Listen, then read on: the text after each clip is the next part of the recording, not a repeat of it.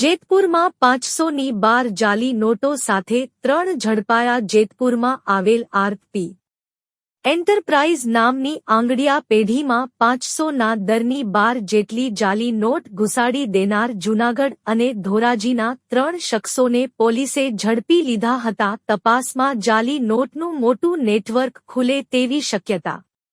Jetpur police મથકના staff સાથે એસઓજીની ટીમે 3ને ઝડપી લીધા. પોલીસે રવિ ડોબરિયા, પ્રજ્ઞેશ ઠુમ્મર અને મિત અંટાળાની ધરપકડ કરી હતી.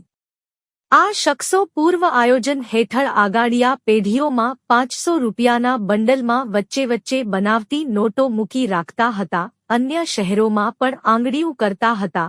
અસલી નોટો વચ્ચે મુકાયેલી નકલી નોટો જોવા મળતા સમગ્ર કૌભાંડ ખુલ્લું પડી ગયું. આશિષ પાટડિયા, જેતપુર.